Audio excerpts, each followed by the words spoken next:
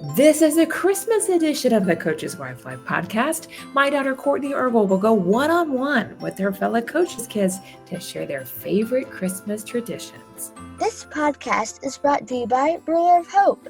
Ruler of Hope is a nonprofit that supports medically fragile children.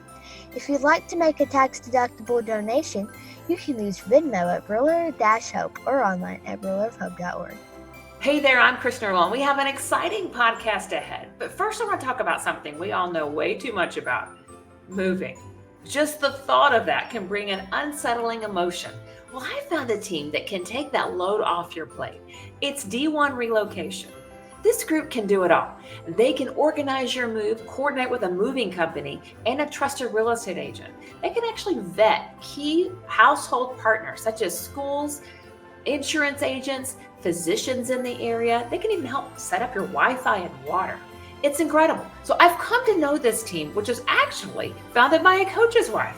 I think you should check it out, whether you're looking to move now or in the future. It's d1relocation.com. Now on to our awesome podcast. I'm so excited to bring Cameryn and JJ Ekeler on the podcast. Your dad is the special teams coordinator for the Tennessee Vols. Thank you for joining us. Oh, Thanks for having us. excited.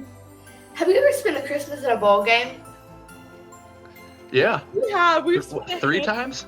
Yeah, about Wow. 3 times we have. Which one was Was- your favorite, and what was one of the fun memories y'all did? Y'all had. You know, I would say Holiday Bowl, say 2010. that too. Yep. We were with Nebraska at the time, so we were at the Holiday Bowl. And so we were in San Diego for Christmas, which was super fun. That is really Yeah. I just remember we had probably the world's biggest pool. And we were coming from Nebraska, so it was we hadn't seen the sun in about 2 months already. fun. And so we get to San Diego, it's like sunny and it was cold, I think, but we didn't care. The sun was in the sky and we had a giant pool at the hotel, so we were using that for Yes. the entire time we were there. Yeah, that was That's the awesome. Do y'all do any special baking for Christmas? You know, Monkey bread nowadays. yeah, you're good at monkey bread. No, it's not me. It's mom, and it's I think traditional at this point for it to be underbaked. Oh yeah, it's like a it's like a cinnamon roll thing, Kourtney. She kind of breaks it up, and it's like a sticky bun, but I don't. How would you explain it? Wow. I think it's about as good as you can get. It's really good. They're really, really good. It's Sounds just good. it's cinnamon bread pretty much with sugar, butter, and you kind of pull it apart. There's like lumps on it. That was a very unappetizing way to describe it, but Yes. That sounds awesome. What's your favorite Christmas memory? Mine would have to be every Christmas, my dad used to go out on the trampoline, and all of us kids would be sitting in the window in our kitchen, and he would jump on our trampoline to catch the star that we would put on top of our Christmas tree. And so come to find out later, he had a flashlight and he would put it in. Hey, don't spoil it. But he would jump on the trampoline, and all of a sudden this big light beam would come out of the sky, and he would catch the star, and then we would get to put it on top of the Christmas tree. So that would be my favorite. It was super cool. It was super cool. I gotta go. Another star-related memory. In Indiana, we had this, what was it, 18, 22-foot Christmas tree in the atrium. It was just comically large. We had such a hard time filling it with ornaments, but to get the star on top, Dad had to climb over the railing, over the banister on our second floor, onto our fireplace, which was however high up from the ground, and lean over. Mom's yelling at him Mike, don't fall, Mike, be careful. And Dad was messing with Mom, going whoa, and shaking it was pretty sketchy but hilarious. He was 35 feet in the air. Yeah, he was pretty high. Wow, that's crazy. Yeah. What's your favorite Christmas tradition? Ours, JJ, you haven't been here for this recently, but recently we have divided ourselves into teams around Christmas time, and we each do a gingerbread house, and we'll decorate it, and we'll vote on our Instagram stories to see who has the best Instagram gingerbread house. It gets competitive. It's super intense, but That sounds really fun. We do that. It'll be- sometimes. It'll be funny because I'll walk back in because I usually roll in about the 22nd or something, and the first thing is one of my 3 siblings will pull me aside, and because I don't know which gingerbread house belongs to who, and they'll pull me aside and go, which one's the best? And if I don't pick theirs, I might not be talked to for a couple days. yeah, that's fair. We say we want it unbiased, and Yeah, and then an unbiased opinion comes in, and I'm the Yeah. bad guy. then that's true. What's the best present you've ever given someone?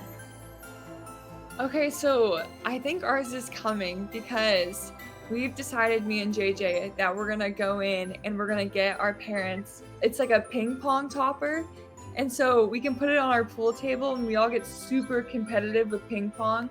And we like to have tournaments, but we don't have a table anymore. Oh, So me and JJ are gonna go in and get him a ping pong. Oh yeah, table. So That's we're gonna be have some fun with that. amazing.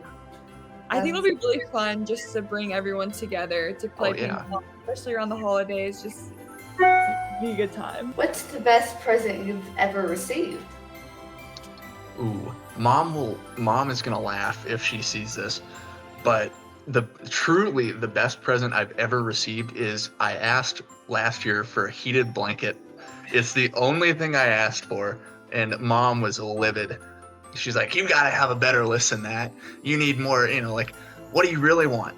It's sitting right here, right next to me. I have used that thing every single day. It is the greatest thing anyone has ever gotten for me. That's hilarious. Without a doubt.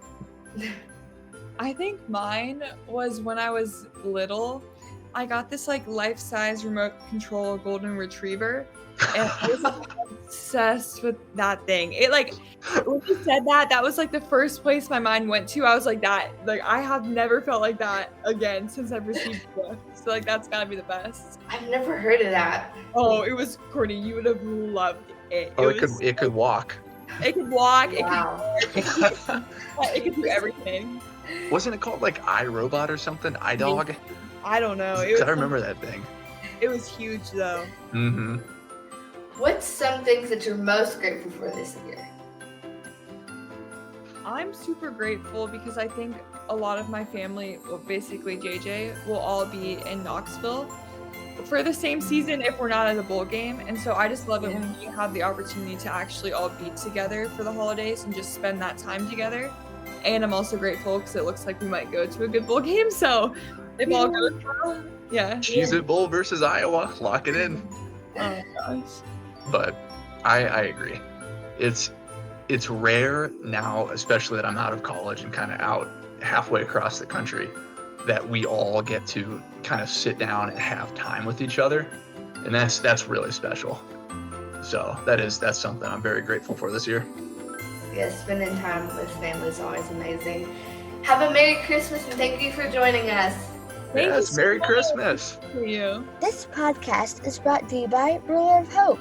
Ruler of Hope is a nonprofit that supports medically fragile children.